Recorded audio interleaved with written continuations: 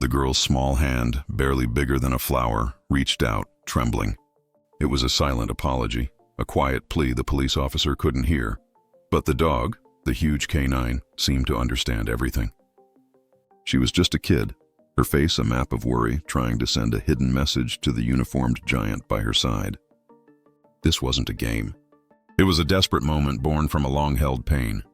But in just a few heartbeats, everything that little girl believed about who was kind and who was a threat would be completely flipped around. Have you ever felt unseen until one small action changed how the whole world looked at you? Tell us in the comments. Before we begin, hit subscribe. It's appreciated. It was an ordinary morning. Maya, just 8 years old, with eyes that held too many questions, sat quietly on the front steps. She was waiting for the bus, tracing patterns on the cracked sidewalk with her finger. Life for Maya was simple, full of small joys, but also shadowed by big worries she couldn't name yet. She was a good girl who loved to read and felt things deeply. She often felt like a ghost in the crowd, especially when the other kids looked away or whispered when she walked by. Her home street was a quiet place, but sometimes the silence felt heavy. Maya learned early that the world wasn't always fair, and that some people looked at her brown skin and saw a story that wasn't hers. She carried this quiet hurt like a smooth, heavy stone in her pocket. She wished people could see the dreams she had, the kindness in her heart, instead of just the color of her face. Today, she wore her brightest yellow shirt, a small act of hope against the grayness she sometimes felt. A block away, the big police van turned the corner. It wasn't unusual. The officers sometimes drove through the neighborhood. But today, the car stopped right across the street. A tall officer stepped out, followed by a massive German Shepherd canine named Gus. Gus was magnificent, a focused working dog. Maya felt a shiver, not of fear, but of deep wonder. This dog was a symbol of strength and power.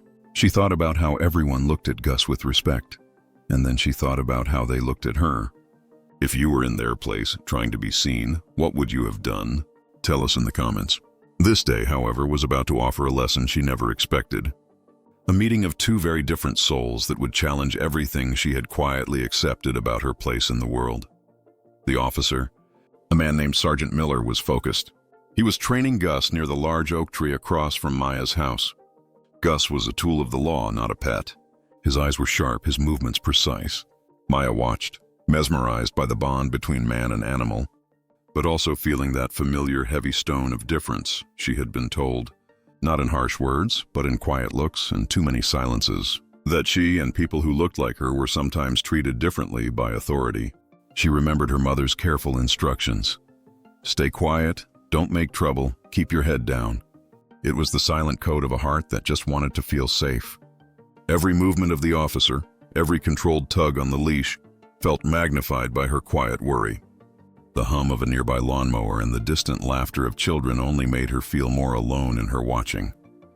Suddenly, a small, dark object rolled out from under the police van.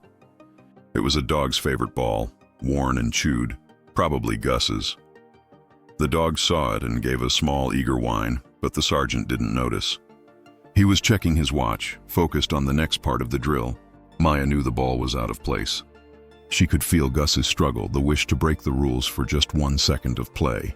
She saw the dog shift its weight, a small, hopeful glance toward the ball, then back to the officer, who stood like a stone wall of duty. Maya's heart ached. She knew what it felt like to want something simple and feel unable to ask for it, to feel bound by rules that others didn't seem to have. She looked up and saw a man walking down the street, a neighbor who always seemed to look at her with suspicion. He stopped and stared at the police van, then at Maya. She felt her chest tighten, remembering her mother's words, "Don't make trouble." She wanted to help Gus, but she was too far. And she knew running across the street to a police officer might be seen as a problem, not an act of kindness. The risk felt huge for such a small thing. So she did the only thing she could. She used a language without sound. Maya lowered her eyes, a gesture of quiet submission, but then she raised her hand, not waving, but holding it still, palm up, toward the dog. It was an unspoken offer, a tiny signal of deep, simple empathy. She kept her face soft, her eyes wide, showing her vulnerability, showing she was no threat, just a helper. Gus saw it. The massive animal, trained to watch for threat and obey only one person, paused his focused attention on the officer and looked straight into Maya's eyes. It was a moment of perfect quiet connection. The dog gave the slightest, almost invisible nod toward the ball with his nose, then back to the officer. He was asking her to be his voice.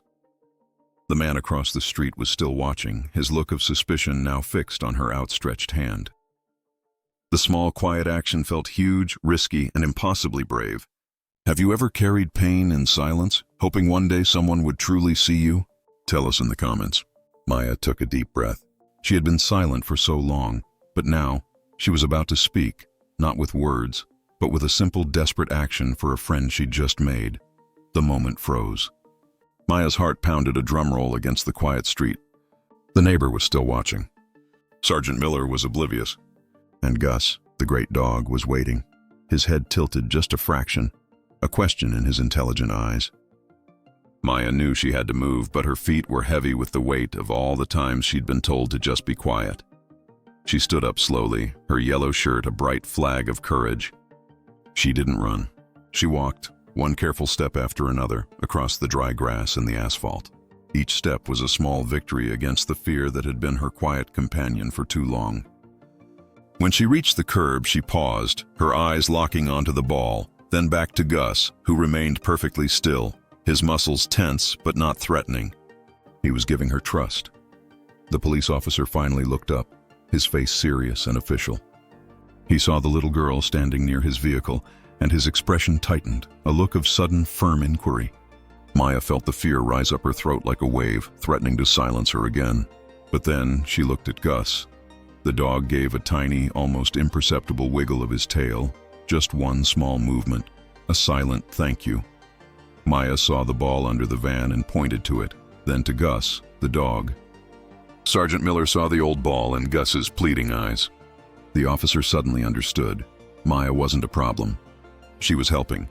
He saw her simple act of kindness, helping a dog she didn't know despite being afraid of the police. He picked up the ball and threw it to Gus. Gus caught it and brought it right to Maya, nudging her hand. Sergeant Miller stood up and gave Maya a slow, respectful nod.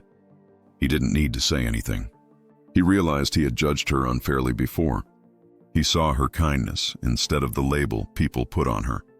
The man watching across the street saw the honest moment and walked away. The officer's guard dropped, and for Maya, the world felt still and new. Maya walked back to her steps, the heavy stone of worry in her pocket suddenly feeling much lighter. Gus gave one last soft bark, a promise of friendship, before the officer led him away. The world hadn't changed with a big argument or a shout. It changed with a small girl's trembling hand and a dog's shared secret. The experience was more than just a happy memory. It was a deep, quiet healing. Maya learned that courage wasn't about fighting loudly. It was about choosing kindness even when you were afraid. She realized that judgment, the thing that hurt her most, could sometimes be broken by the simplest act of seeing another living soul. The police officer, too, carried a new understanding that day. He learned that the smallest people can hold the greatest lessons, and that a heart's true color has nothing to do with skin. This story is a quiet reminder.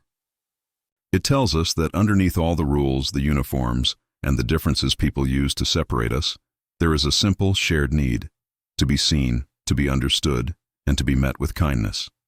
Maya didn't change the law, but she changed a heart, and sometimes that is the most powerful change of all. That morning, she went from feeling unseen to knowing that her smallest action could make a giant difference. What part of this story stayed with you the most? Tell us in the comments. Show some love with a like and subscribe to stay inspired.